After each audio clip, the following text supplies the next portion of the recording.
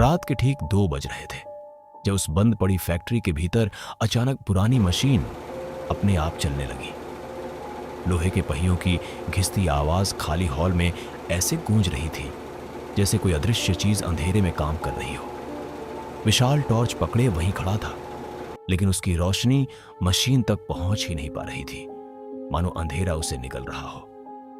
वह वहां चौकीदारी की नई नौकरी के पहले दिन आया था। शहर से दूर उस फैक्ट्री को 5 साल पहले एक हादसे के बाद बंद कर दिया गया था। कहा जाता था कि आखिरी शिफ्ट में सिर्फ 2 लोग अंदर थे, एक सुपरवाइजर और एक मजदूर, और सुबह तक दोनों बिना किसी निशान के गायब हो गए। तब से कोई भी वहां रात में रुकना नहीं चाहता था, लेकिन पैसों की जरूरत ने विशाल को डर से बड़ा बना दिया था। करीब 1 घंटे तक सब शांत रहा था। सिर्फ हवा टूटी खिड़कियों से अंदर आकर पुराने कागजों को हिलाती रहती।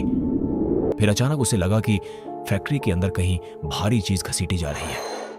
आवाज इतनी धीमी थी कि जैसे कोई जानबूझकर छुपकर चल रहा हो। वह धीरे धीरे मुख्य हॉल की तरफ बढ़ा।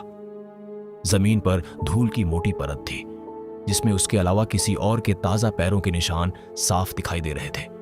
नंगे पैरों के निशान जो मशीनों की तरफ जा रहे थे और वहीं खत्म हो रहे थे। जैसे ही वह रुका, मशीन अचानक तेज घूमने लगी। हवा में जले तेल और सड़न की गंध भर गई।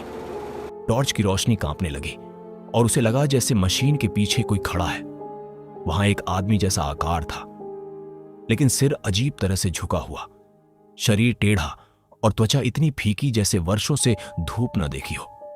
वह आकार हिल नहीं रहा था, बस मशीन के साथ धीरे धीरे कांप रहा था। अचानक विशाल को महसूस हुआ कि उसके पीछे भी कोई खड़ा है। उसने मुड़ने की हिम्मत नहीं की, लेकिन उसकी सांस रुक गई जब उसे अपनी गर्दन के पास बर्फ जैसी ठंडी हवा लगी, जैसे कोई बहुत पास आकर सांस ले रहा हो।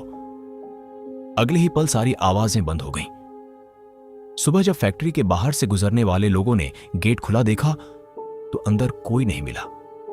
सिर्फ धूल में 2 सेट पैरों के निशान थे, एक बाहर से अंदर जाते हुए और दूसरे नंगे पैरों के निशान जो मशीन के पास से शुरू होकर बाहर गेट तक आते थे।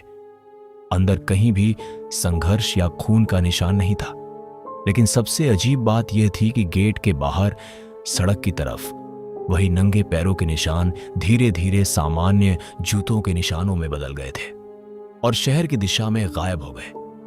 उस दिन के बाद से फैक्ट्री फिर कभी नहीं खुली और शहर में कुछ लोगों ने कसम खाकर कहा कि देर रात सड़कों पर एक आदमी दिखता है, तेल और जंग की गंध से भरा, जिसकी चाल इंसानों जैसी तो है, लेकिन उसके पैरों में जूते होते हुए भी जमीन पर नंगे पैरों के निशान छोड़ता है,